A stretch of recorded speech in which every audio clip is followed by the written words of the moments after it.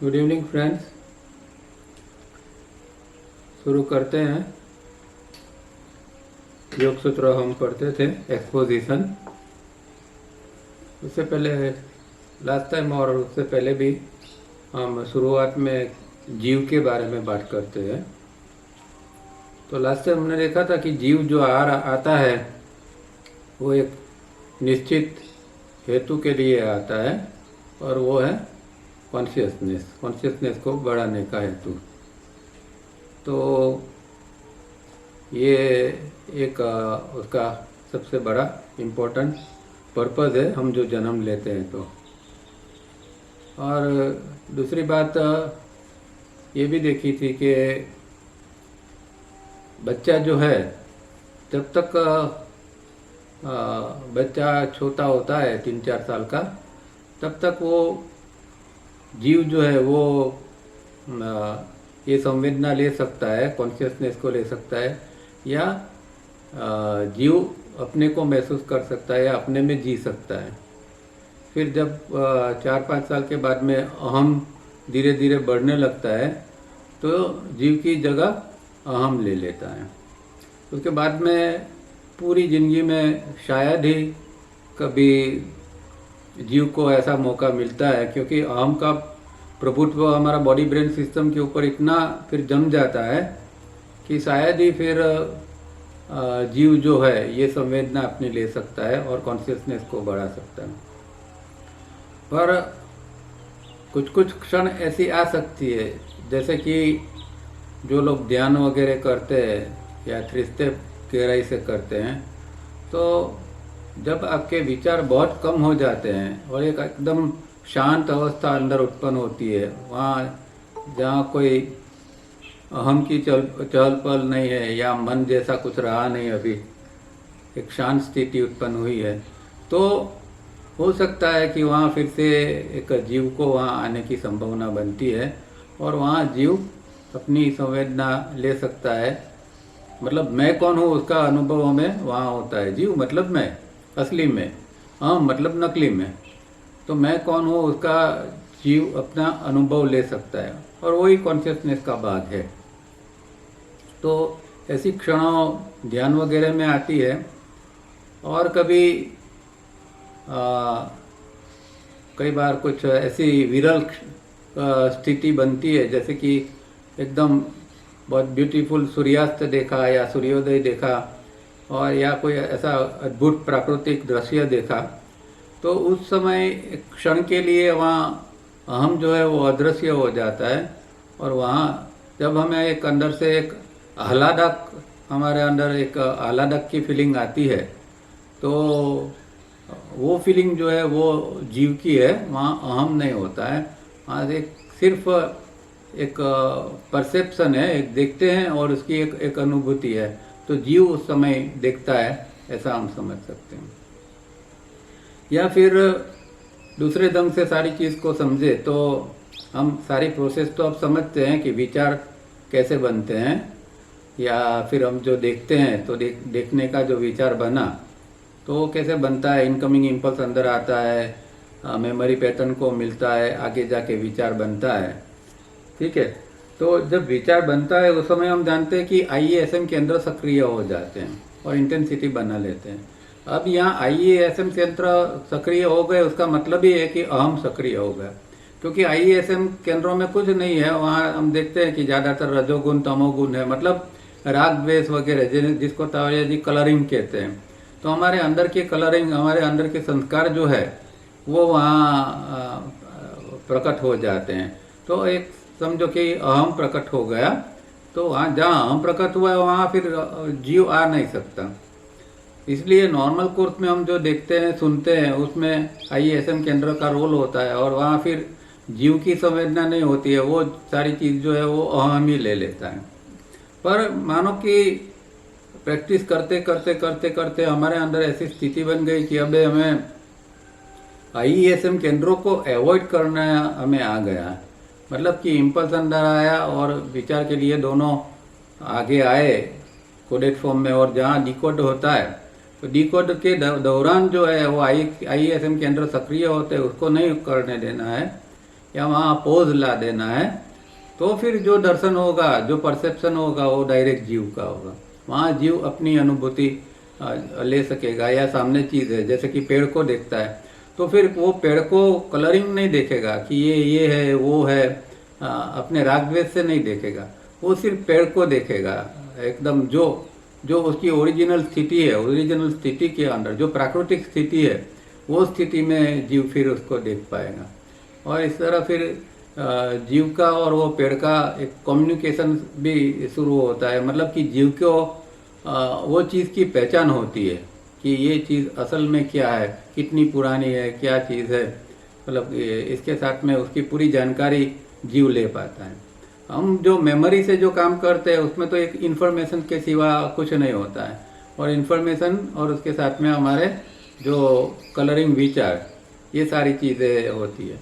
तो कहने का मतलब ये है कि जब हम आए ही हैं यहाँ एक जीव की उत्क्रांति के लिए, जीव को अपना एहसास कराने के लिए, जीव की जो कॉन्शियसनेस है उसको बढ़ाने के लिए, तो हमें कभी ना कभी, मतलब दिन भर में कभी ना कभी ऐसा मौका ढूंढना चाहिए कि भाई मैं मानव मतलब जीव, तो मैं जो यहाँ आया हूँ जीव के रूप में, तो मैं दिन भर में क्या करूँ कि मैं कम से कम थोड़ी मेरी अपनी संवेदना तो ले सकूँ। पूरा दिन जो है हम के साथ जीते हैं, उसके बदले में थोड़ी क्षणों के लिए भी क्या मैं अपने साथ में या मेरे जीव के रूप में या इसकी संवेदना के साथ में जी सकता हूँ कि नहीं। तो उसके लिए हमें खास प्रयत्न करना चाहिए। रोज थोड़ा समय निकल के, थ्री स्टेप करके या दूसरी चीज़ करके अंदर उतरने का प्रयत्न करना है और जीव को अनुभूति करने का प्रयत्न करना है। तो एक पॉइंट ये जीव के बारे में आज हमने, मेरे जो दिमाग में आया था, तो वो बात ये यहाँ रखी है। आप इसके ऊपर प्रयोग कर सकते हैं। अब नेक्स्ट वीक जो है 6 अक्टूबर को हमारी ये मीटिंग नहीं होगी, क्योंकि यहाँ गनकेश्वर में शिविर हो रही है। तो 6 तारीख को हम नहीं मिलेंगे, उसके बाद में 13 तारीख को जो डेट होगी उस दिन मिलेंगे। अब पर्पस ऑफ दर्शन डेट पढ़ते हैं। लास्ट टाइम हमने पेज नंबर 20 के ऊपर हम थे, और मेनली जो हमने देखा था वो सारा ये ऑब्स्टिकल्स के ऊपर था, अंतराय। महर्षि पतंजलि ने जो 9 प्रकार के अंतराय बताए हैं, उसकी बात इसमें डिटेल में हुई थी। क्योंकि वो जो सूत्र है बुक 1 का 30वां सूत्र, ये उसके ऊपर है। 30वां सूत्र के अंदर खास डिटेल के अंदर 9 प्रकार के ऑब्स्टिकल्स यानी अंतराय महर्षि पतंजलि ने बताया है, उसका विवरण यहाँ तावरिया जी ने किया था। उसमें से उन्होंने भी जो 2 चीज़ के ऊपर खास भार दिया था, वो चीज़ है केयरलेसनेस एंड लेजीनेस। तो जिनको साधना के मार्ग पर जाना है उसको बहुत ध्यान रखना है कि केयरलेसनेस हमारे अंदर न डेवलप हो और लेजीनेस न डेवलप हो। और ये भी देखा था कि केयरलेसनेस जो है वो मानसिक है और लेजीनेस है वो शारीरिक है। तो मानसिक स्तर के ऊपर भी हमारे अंदर केयरलेसनेस नहीं आए, उपेक्षा ना आए कि साधना के प्रति, वो देखना है। और शरीर हमारा ऐसा होना चाहिए, खान पीन वगैरह ऐसा होना चाहिए कि इसके अंदर आलस प्रमाद वगैरह न घुस जाए, इस तरह हमारे अंदर लेजीनेस ना आए। ये 2 चीज़ों का खास ध्यान रखना है। तो पेज नंबर 28, 20वां पेज के ऊपर लास्ट पैराग्राफ अभी हमें देखना है। तो वहाँ से पढ़ते हैं।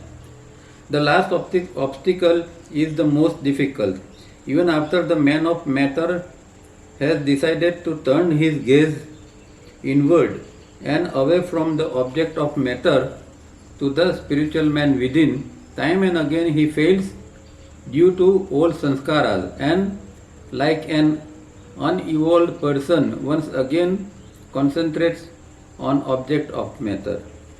तो अंतिम जो ऑब्स्टिकल है जिसको यहाँ कहा है failure to hold the meditative attitude, तो जिसको अलब्ध भूमिकत्व कहा है। तो अलब्ध भूमिकत्व है या ये जो मेडिटेटिव एटीट्यूड है उसको पकड़ के नहीं सकते हैं। मतलब थोड़ा ध्यान जैसी स्थिति तो बनती है, पर उसके अंदर गहराई में जा नहीं सकता है।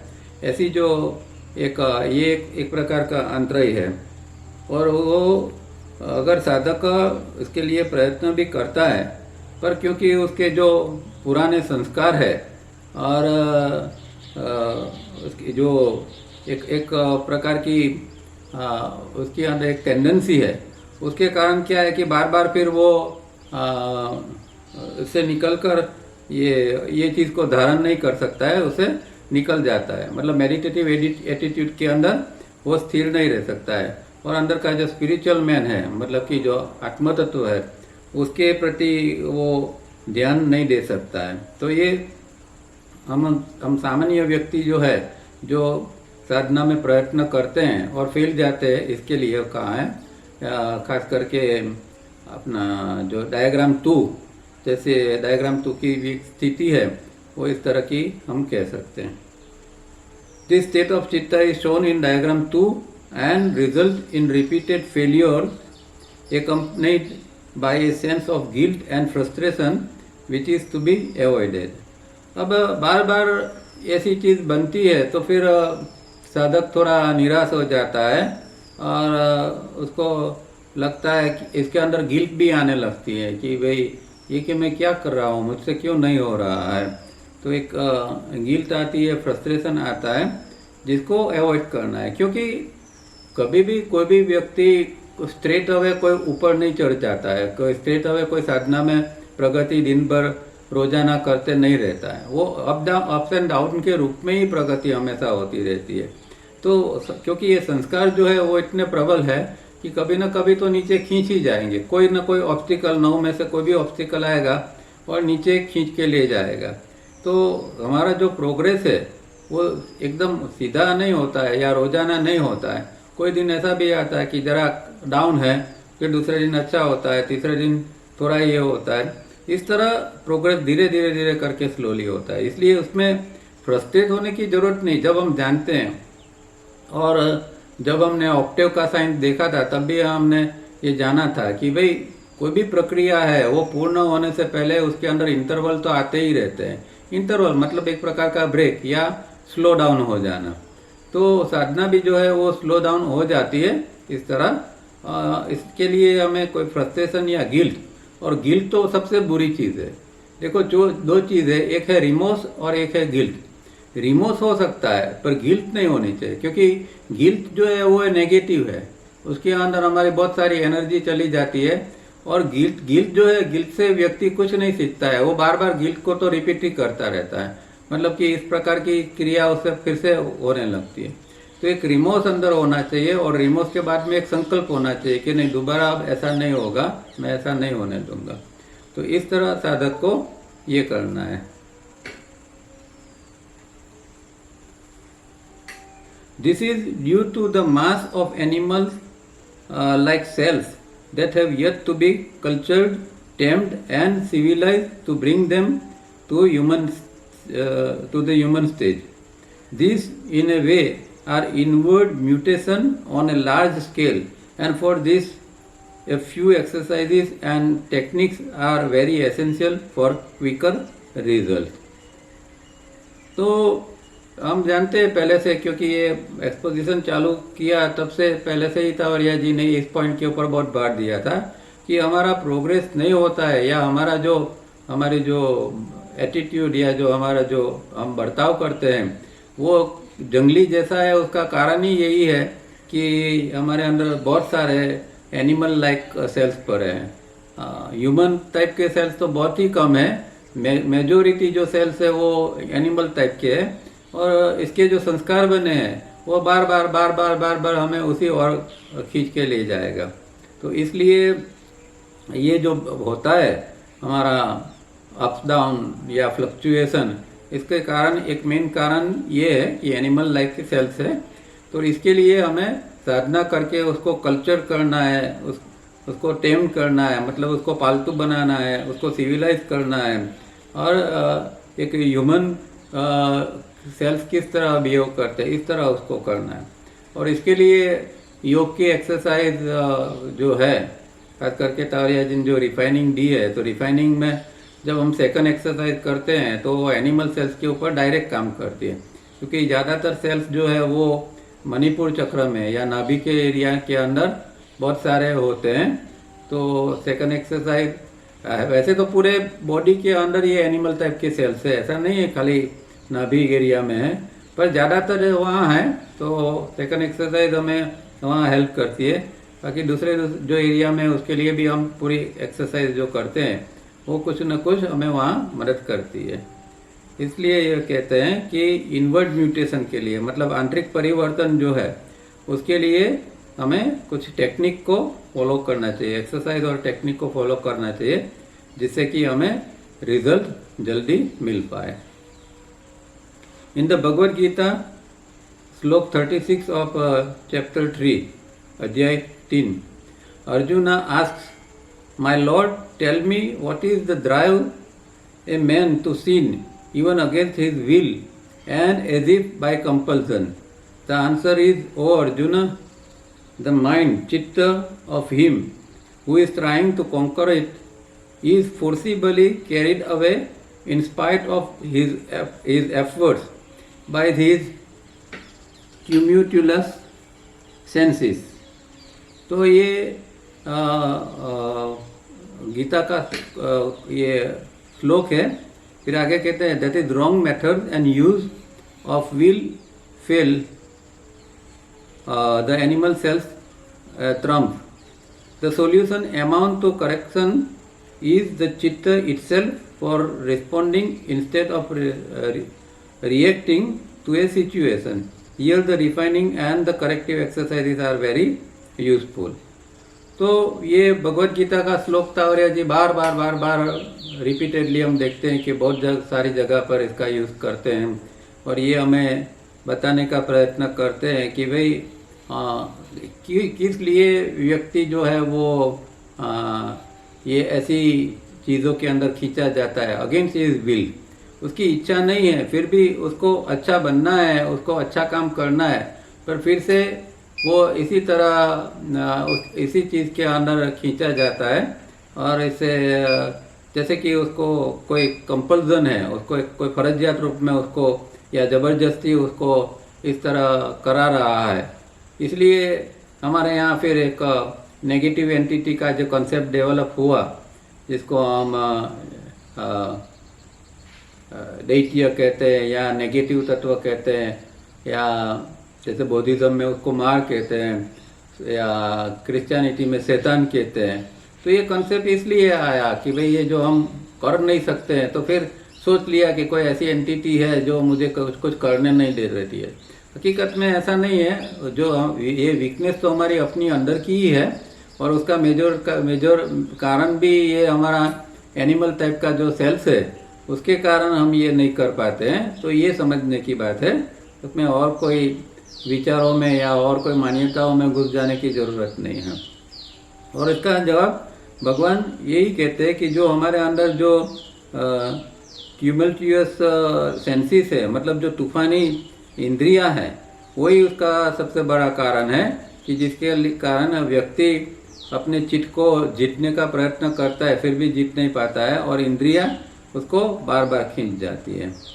और यहाँ तावरी जी कहते हैं कि ये एक रॉन्ग मेथड है। उसको इस तरह हम जब जीतने का प्रयत्न करते हैं इंद्रियों को, या तो फिर उसका दमन हो जाता है, या फिर इंद्रियां और बेकाबू हो जाती है। तो उसको मेथोडिकली और अच्छी कोई टेक्निक द्वारा इसको धीरे धीरे जैसे ऊपर बताया, इस तरह इसको टेम करना चाहिए, कल्चर करना चाहिए।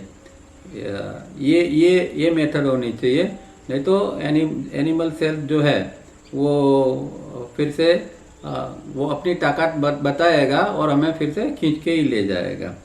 तो उसका सॉल्यूशन यही है कि चित्त के अंदर हमें करेक्शन करना है, मतलब कि जो हमारी वीकनेसेस है, जो चीज़ हमें खींच के ले जाती है, उसको धुन निकालना है, और उसको धुन निकाल के फिर इसके ऊपर करेक्टिव एक्सरसाइज वगैरह करना है, जिसके द्वारा हम आगे जाके रिएक्शन के बदले में रिस्पॉन्स देना सीखेंगे। तो नॉर्मल कोर्स में हम रिएक्शन मतलब प्रतिक्रिया हमारे स्वभाव के अंदर बन जाती है। कोई कुछ कहता है, कुछ होता है कि तरह हमारे अंदर रिएक्शंस आ जाते हैं, रिस्पॉन्स हार्डली बहुत कम हमारे अंदर आता है।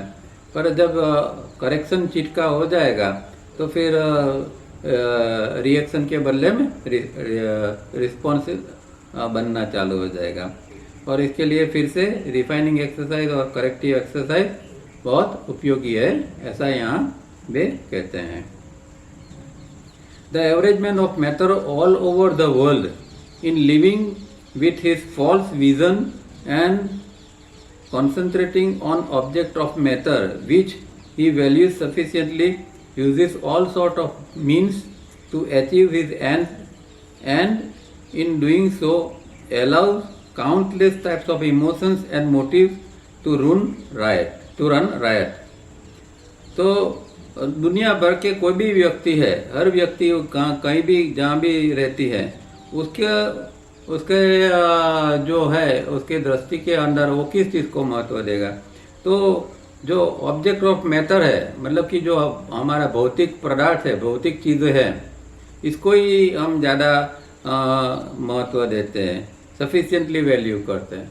जैसे कि बाहर की भौतिक चीज़ें, जैसे कि पैसा है, गाड़ी है, बंगला है, अच्छी अच्छी चीज़ें हैं, तो ऐसी चीज़ों को हम ज़्यादा वैल्यू करते हैं एक सामान्य रूप में, एक सामान्य व्यक्ति बाहर के इस तरह के ऑब्जेक्ट के ऊपर। अने इसके लिए फिर वो जो है वो कोई किसी प्रकार के भी साधन का उपयोग कर सकता है, वो चाहे गलत साधन हो, चाहे गलत रास्ते से कमानी करनी हो या गलत रूप से चीज़ को हासिल करना है।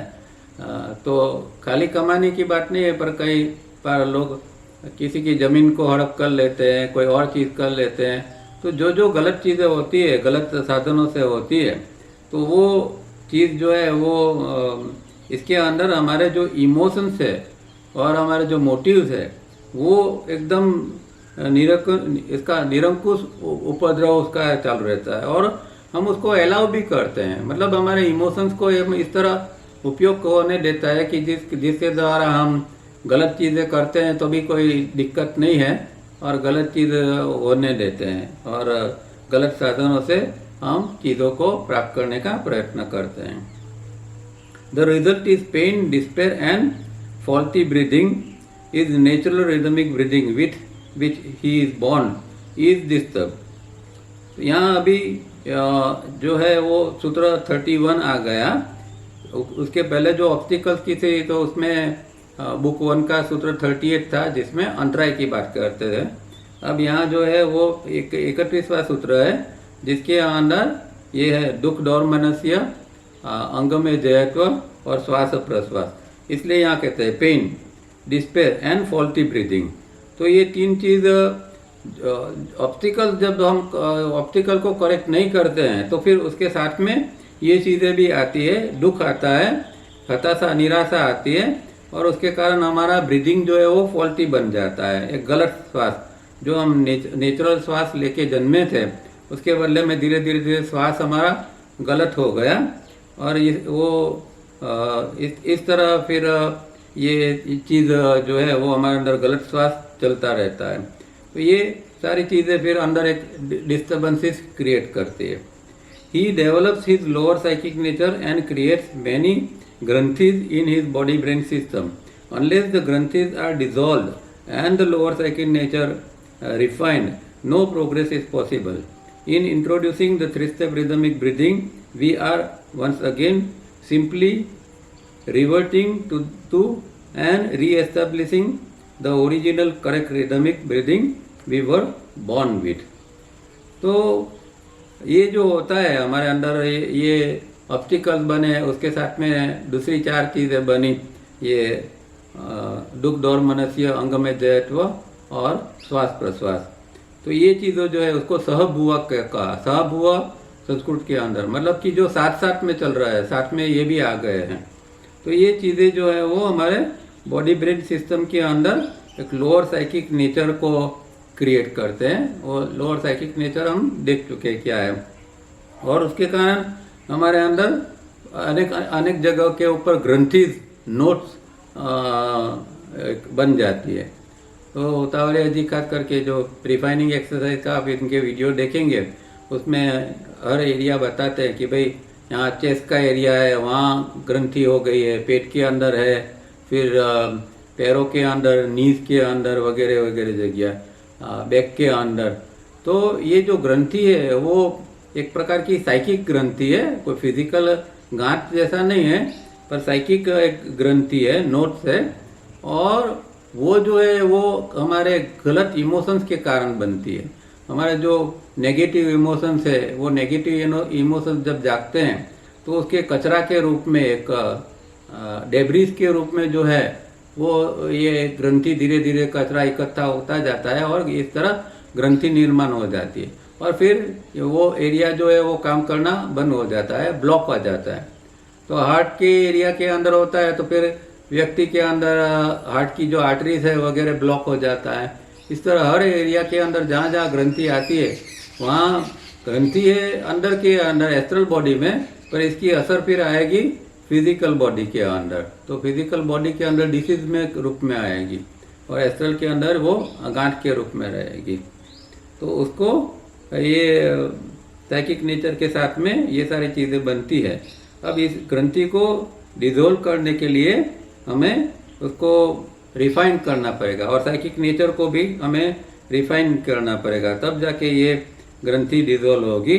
और उसके बिना कोई प्रोग्रेस संभवित ही नहीं है जब तक गांठ है, क्योंकि उसके कारण क्या होता है कि एस्ट्रल के अंदर जो प्राण का जो सर्कुलेशन है, वो प्राण का सर्कुलेशन ठीक रूप में नहीं होता है।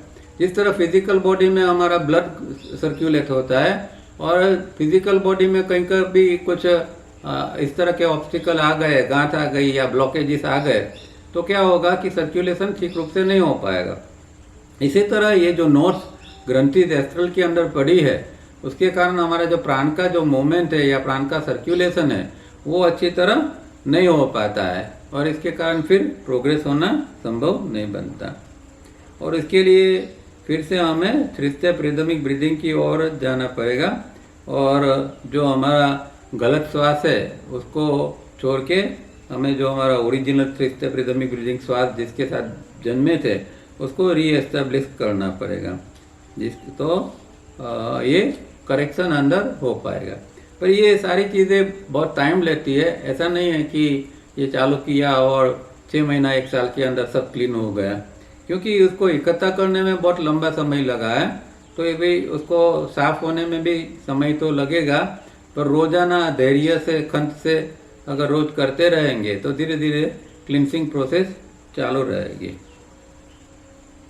We shall first take up Sutra 33 of Book 1 and then go over to Sutra 31, 32 of Book 1.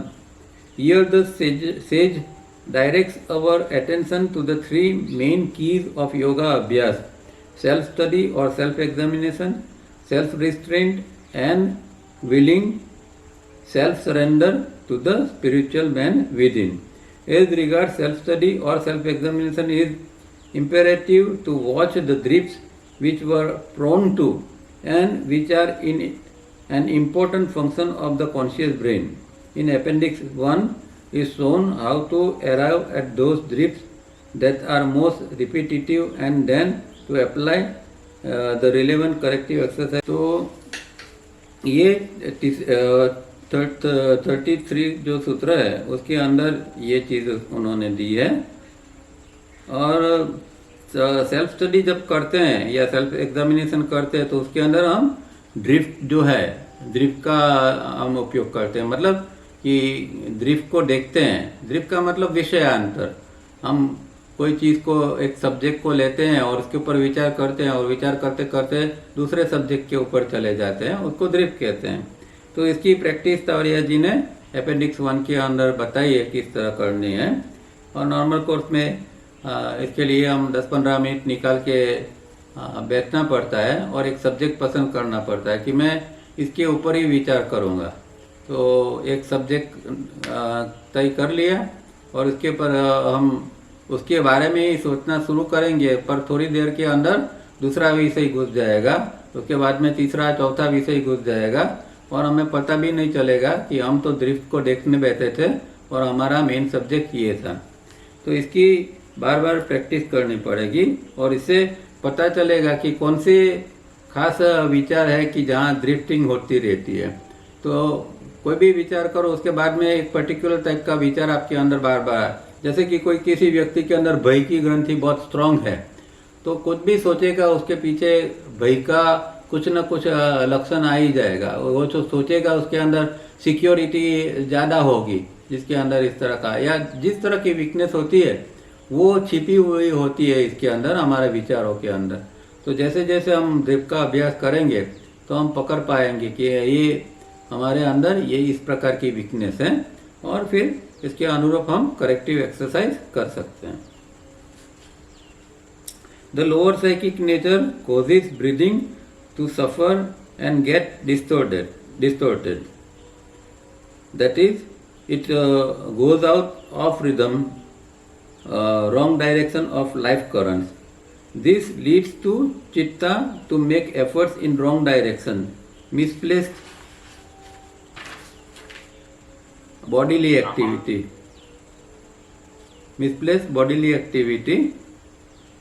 All these being movements towards external objects. This is not wrong if it is in balance and if at the same time attention is also directed within.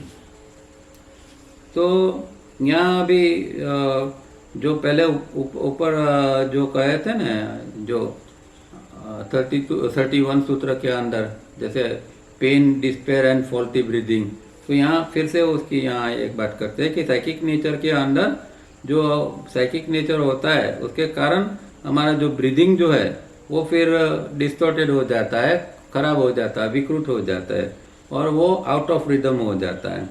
और इसके कारण जो है वो हमारा life current जो है, life current मतलब प्राण, तो लाइफ करंट जो है वो जो नाड़ियों में जिस तरह घूमना चाहिए उसके बदले रॉन्ग डायरेक्शन में घूमना चालू हो जाएगा। तो उसके कारण हमारा जो श्वास प्रश्वास है वो बिगड़ता जाएगा।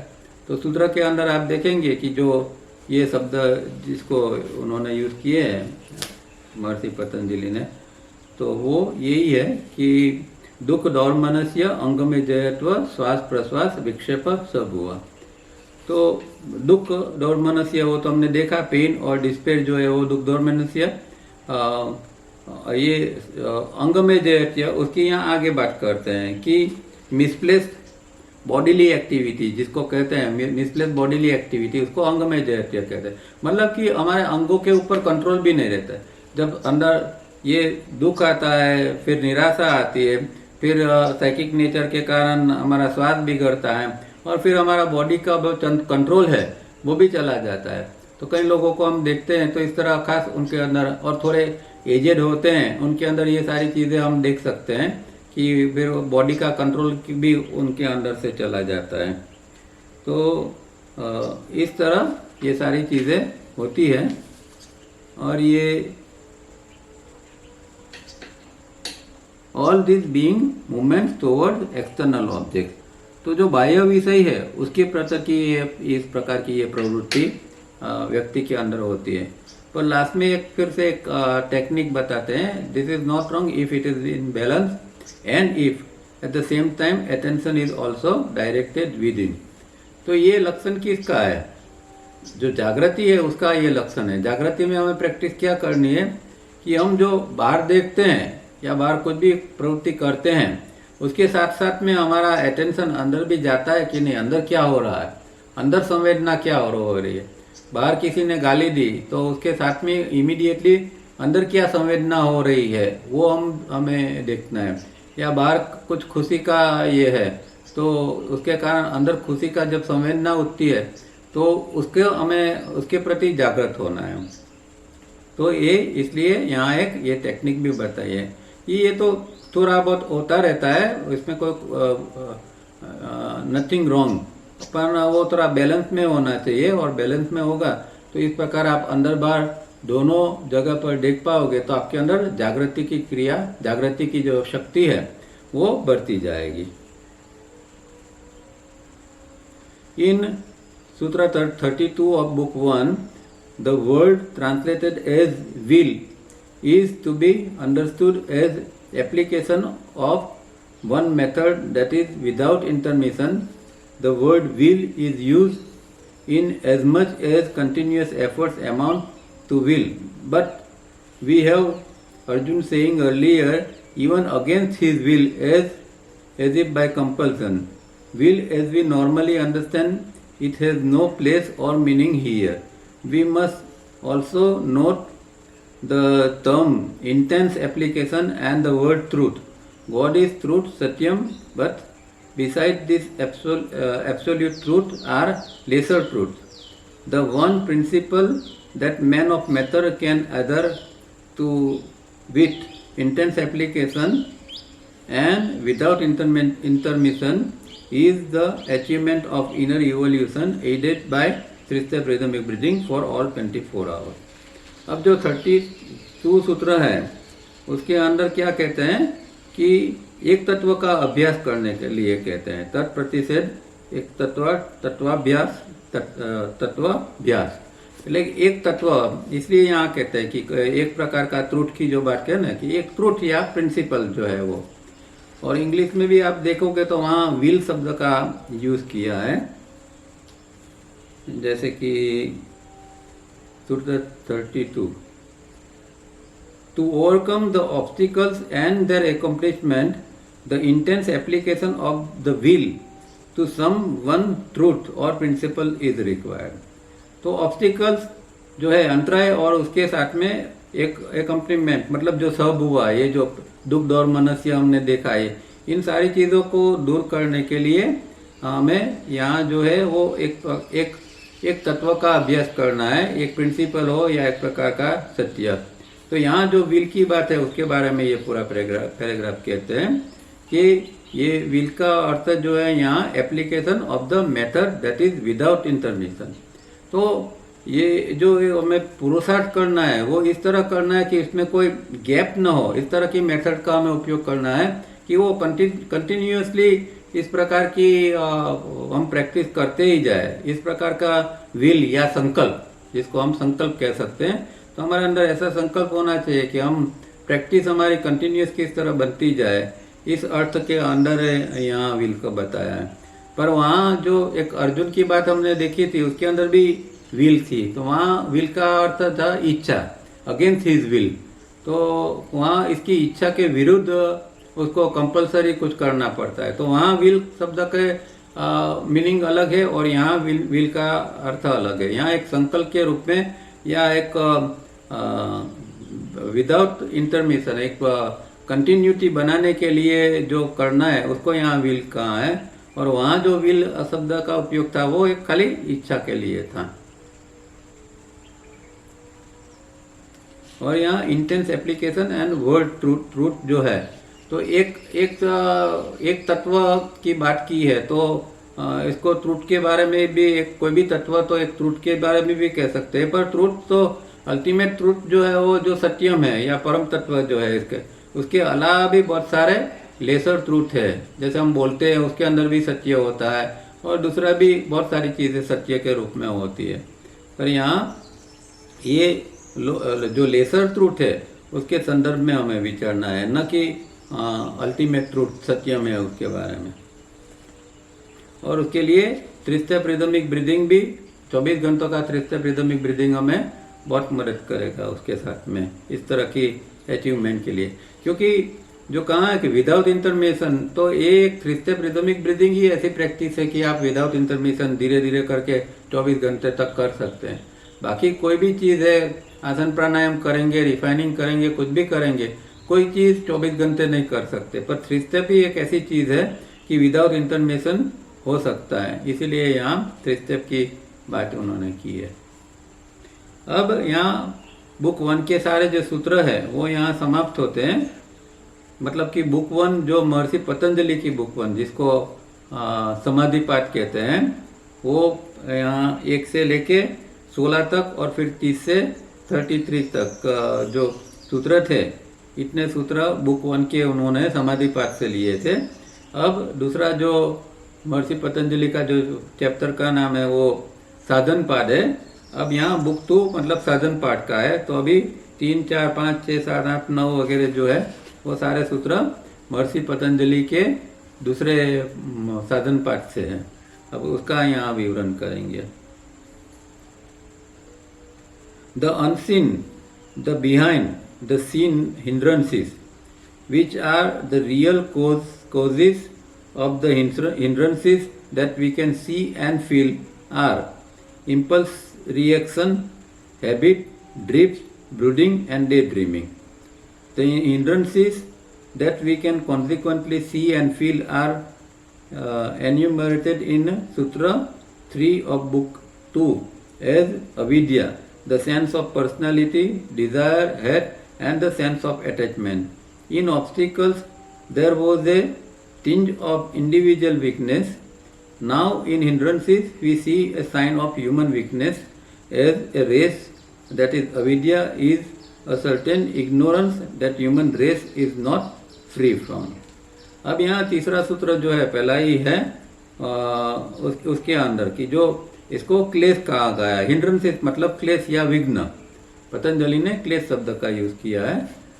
यहाँ इसको विघ्न भी कह सकते हैं। तो ऑब्स्टिकल्स जो थे, अब ऑब्स्टिकल्स के बाद में यहाँ जो बात आती है वो क्लेश की बात आती है। और क्लेश 5 प्रकार के हैं।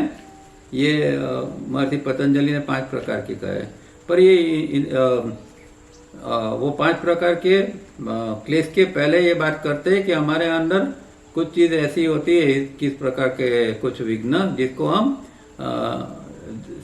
देख सकते हैं और उसको फील कर सकते हैं। वो क्या है? इम्पल्स रिएक्शन, मतलब हमारे अंदर जो इम्पल्स आया, अंदर विचार बना और उसके साथ में हमारा एक रिएक्शन आता है, हम देखते हैं, सुनते हैं और रिएक्ट करते हैं। तो इम्पल्स रिएक्शन की एक क्रिया हमारे अंदर है। इसी तरह दूसरी क्रिया जो हमारे अंदर मैकेनिकली होती है, ये सारी मैकेनिकल क्रिया है। दूसरी क्रिया है हैबिट की, एक आदत के जोर से हम करते रहते हैं, जिसको हम मैकेनिकल भी कह सकते हैं। तो मैकेनिकल चीज़ आदत के जोर से हम करते रहते हैं। तीसरी चीज़ जो हमारे अंदर होती है वो ड्रिफ्ट होती है, जिसके बारे में अभी हमने देखा, तो वो ड्रिफ्ट है। चौथी चीज़ जो है वो ब्रूडिंग, मतलब खास करके पास के विचार बार बार एक ही विचार दोहराते रहते हैं पास के, इसको मनोमंथन कहते हैं। और जो है डे ड्रीमिंग, मतलब दीवा स्वप्न, कि भूतकाल भविष्य के दोनों के प्रकार के विचार हमेशा आते रहते हैं और हम विचारों में खोए रहते हैं। ये खास करके डे ड्रीमिंग है। और उसके साथ में इमेजिनेशन भी होता है, जिसको हमने देखा फैंसी, जिसको कहा है पतंजलि ने। तो ये चीज़ें जो है वो हिंड्रेंसेस है। और इसको महर्षि पतंजलि ने 5 क्लेश के रूप में बताया है। उसमें अविद्या एक जो है सबसे प्रमुख, जो है सबसे पहली चीज़ जो है वो सबसे बड़ा विघ्न जिसको कह सकते हैं, इसको अविद्या कहा है। फिर द सेंस ऑफ पर्सनालिटी, मतलब अस्मिता, अहम, हमारे अंदर जो अस्मिता, एक मैं का, जो डुप्लीकेट मैं का जो हमारे अंदर एक सेंस होती है, सेंस ऑफ पर्सनालिटी, वो अस्मिता उसको संस्कृत में कहते हैं। फिर डिजायर मतलब राग, हेट मतलब द्वेष, and the sense of attachment, जिसको महर्षि अभिनिवेश कहते हैं। तो ये 5 प्रकार के क्लेश हमारे अंदर पड़े हैं और ये क्लेश जन्मों जन्म से चले आते हैं हमारे अंदर। इससे मुक्त होना बहुत मुश्किल है, बहुत जन्मों तक साधना करनी पड़ती है, तब इन 5 से मुक्त हो सकते हैं। तो ये जो पहले जो ऑब्स्टिकल्स बताए थे, 9 अंतराय और ये सब हुआ, ये सारे थे ये वो इंडिविजुअल वीकनेसेस थी। पर यहाँ जो ये जो 5 जो बताए हैं ये ह्यूमन वीकनेस है, मतलब कि पूरी रेस जो हमारी होती है, पूरी जो आखिर ह्यूमन प्रजाति है, वो सारी प्रजाति के लिए ये है। मतलब कि हर एक व्यक्ति है, वो कहीं का भी है, चाहे कुछ भी करता हो, पर वो हर एक व्यक्ति के अंदर ये ह्यूमन वीकनेस के रूप में ये 5 क्लेश जो है वो पड़े हुए हैं। अविद्या is a certain ignorance the human race is not free from. और अविद्या जो है वो सबसे एकदम पुरानी चीज़ है और अभी कोई व्यक्ति एक प्रकार का इग्नोरेंस है उसके अंदर, और उसे ह्यूमन रेस अभी मुक्त नहीं हुई है। The man of matter pursues object of matter and thereby creates the lower psychic nature and continuous modification which are the main obstacles.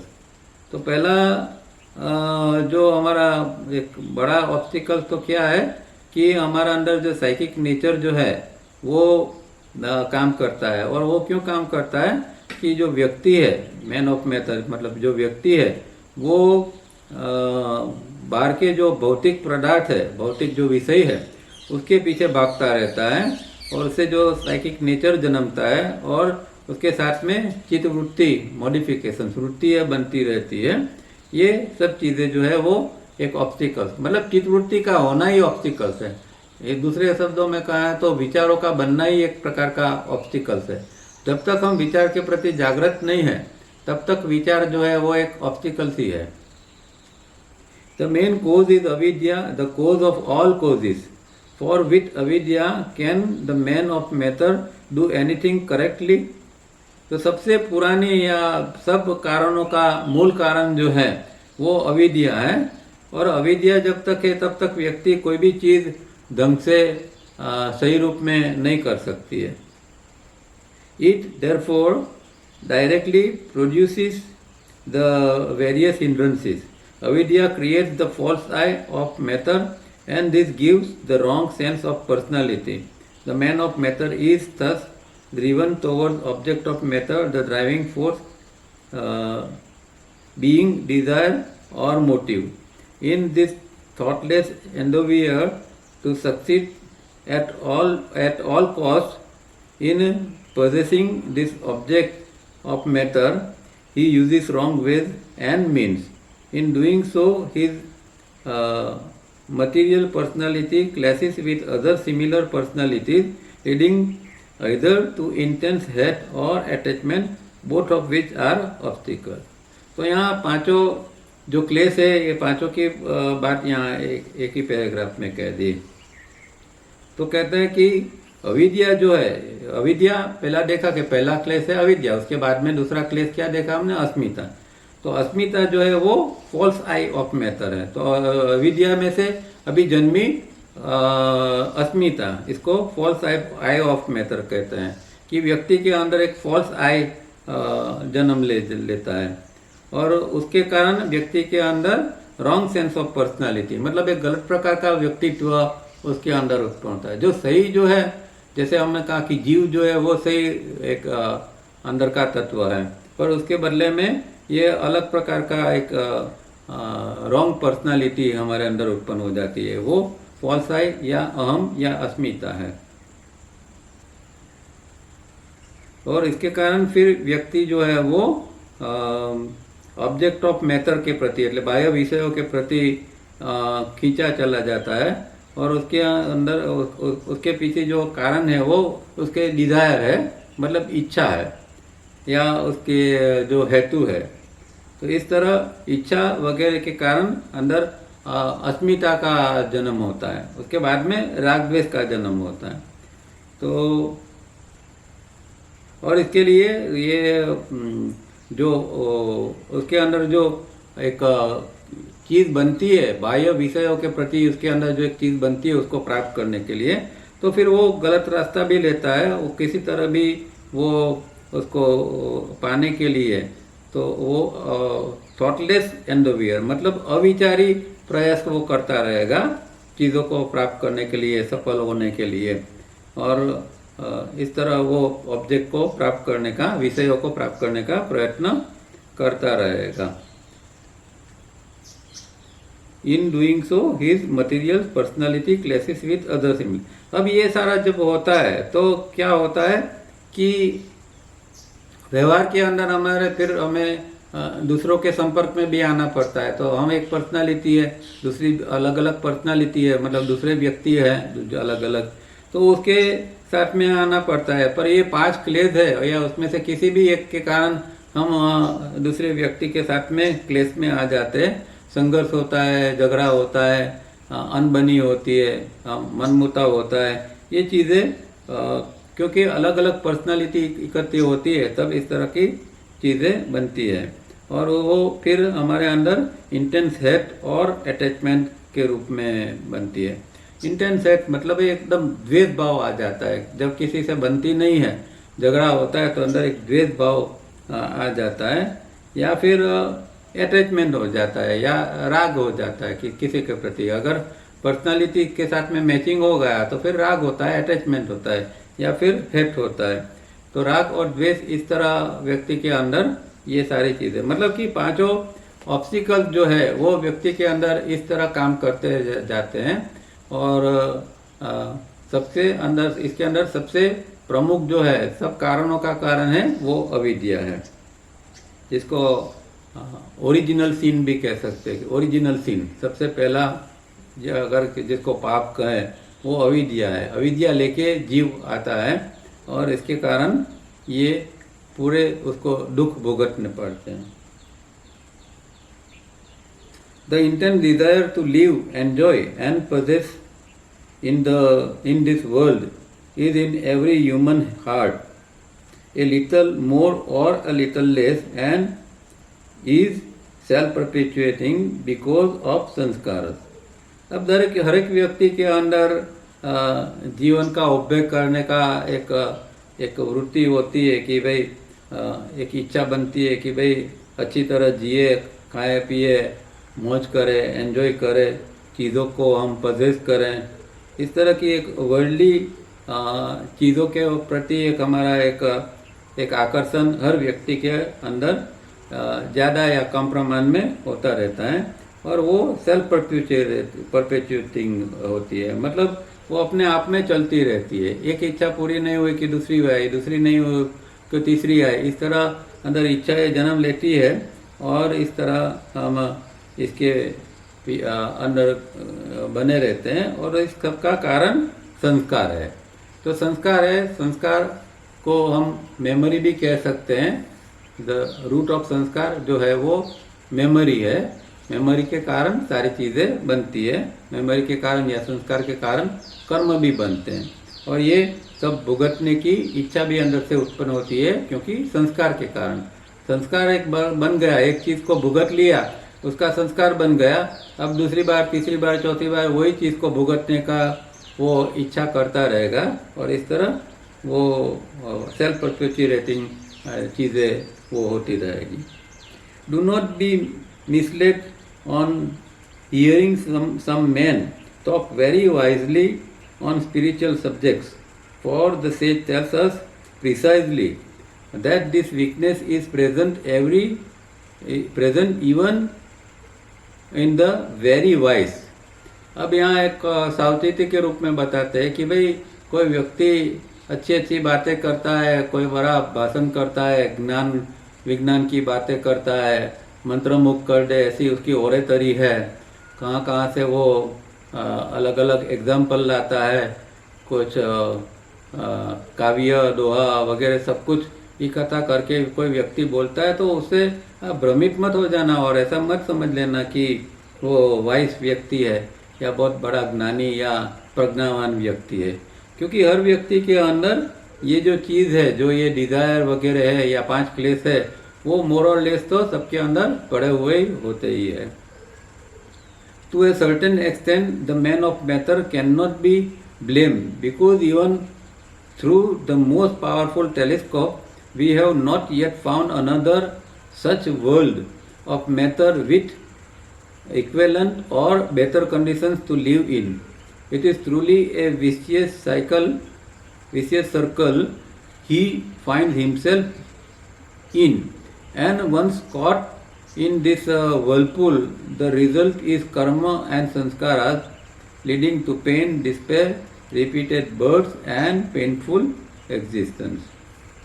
तो इसमें ये जो सारी चीज़ें हैं, 5 क्लेसिस है, इसके भोग के लिए इच्छा होती है, सारी चीज़ें उसके अंदर पड़ी है, और जो संस्कार पड़े हैं, तो उसमें व्यक्ति को ब्लेम नहीं कर सकते, क्योंकि ये जो हमारी पृथ्वी है या ये जो हमारा ग्रह है, ये ऐसी जगह है कि हमारे लिए एक बेस्ट जगह है जहाँ हम जी सकते हैं, ऊपर उठने का प्रयत्न कर सकते हैं या कुछ भी कर सकते हैं। और अगर पावरफुल टेलीस्कोप से ब्रह्मांड में देखेंगे तो भी ऐसी कोई इससे अच्छी या इसके अनुरूप कोई जगह हमें मिल पाए, ऐसा कोई जगह यहाँ नहीं है। तो ये जो जहाँ जिस तरह ये व्यक्ति जी रही है, तो इसको कुछ ब्लेम करने की कोई ज़रूरत नहीं है। और व्यक्ति खुद ही अपने आप में इसके अंदर ये विशेष सर्कल के अंदर फंसा हुआ वो पाता है। जो एक जिस प्रकार का एक वर्लपूल अंदर एक वमल होता है ना, उसके इस तरह वो ये सारा जिसको हम कहते हैं कि संसार में फंसा हुआ व्यक्ति, तो संसार में व्यक्ति इस तरह फंस जाता है, इस तरह का वर्लपूल के अंदर या इस सांसारिक चीज़ों के अंदर।